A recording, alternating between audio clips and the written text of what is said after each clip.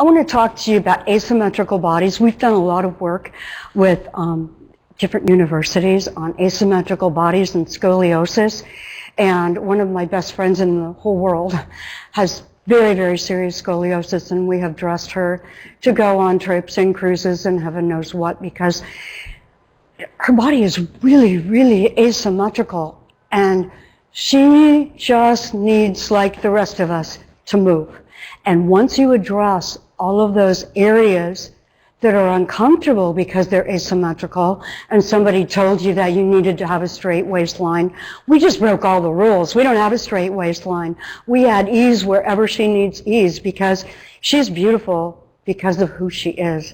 And I hope we're all beautiful because of that, not because of the way we look.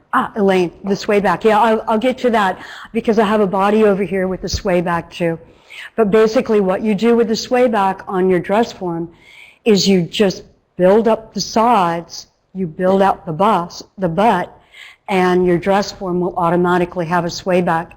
But for designing, it probably isn't that much an issue about your sway back as it is how you address it. And what I like to do with the sway back is just lower the waistline. Lower the waistline and let it drop in the back so that it gives you a nice little butt just like below your waist. It starts to give you a curve. And yeah, we're going to talk about asymmetrical because that's a real important part of my life. So the hip issues, yes, we are, Karen. We're going to talk about the hips. Thanks.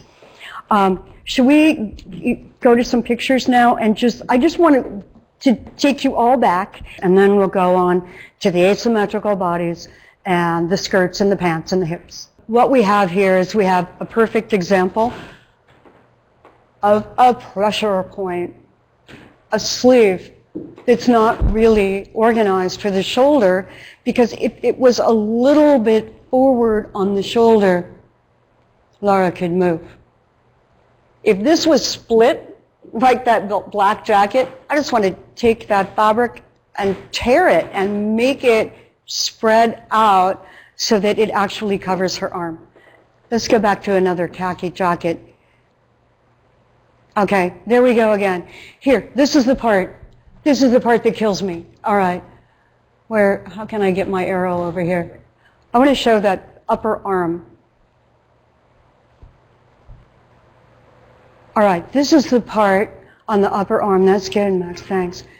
The sleeve is way too high here on the arm. It's not giving her enough room to move. So what you want to do is you just want to cut that thing right there and let it drop. And if you let it drop, this fabric, it would add more fabric to the upper arm.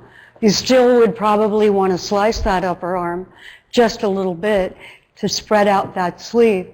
But just simply by just ripping that off and this, you'll get rid of that thing. I just can't stand that on jackets, and I see it all the time when it's such a simple thing. Split the arm, let go of this, and let the arm and the green lines, let them do what they want to do. It's the same thing as the crease on the elbow. This elbow on this khaki jacket, and this is, by the way, this is Laura's pattern. It's not, I mean, it's a pattern that she was just trying. It's not, look at my fancy jacket. She knows this jacket doesn't work. So what happened with the pattern as it was addressed is that the sleeve, the elbow, is way too high. And so what's happening is when her elbow actually bends, it's creating all these creases here. And so what would you like to do?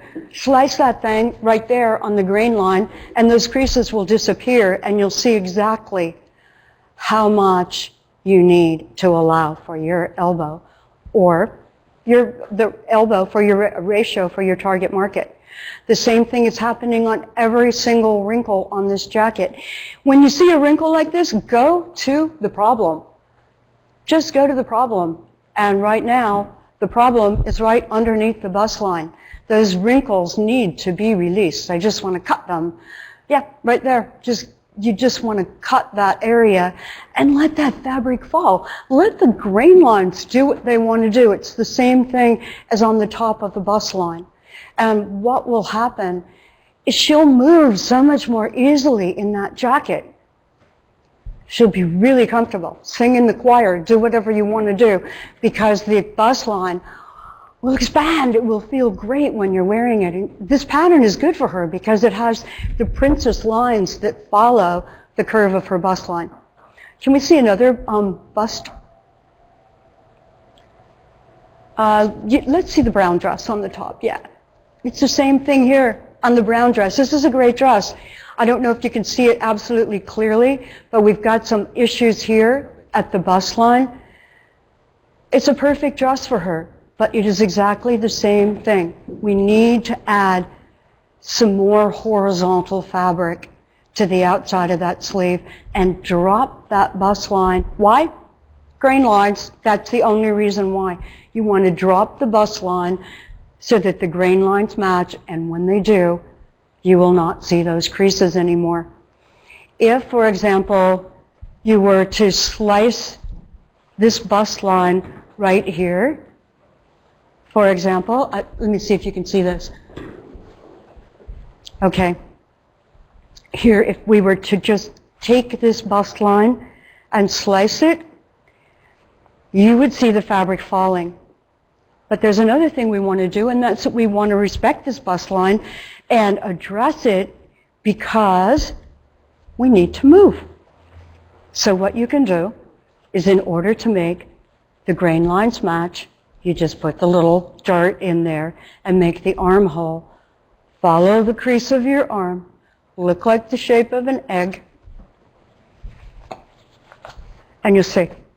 Now, if you just wanted to get rid of this fabric because it's not where you want to put the dart, you can do that too. Just pinch, pinch, pinch, pinch, pinch.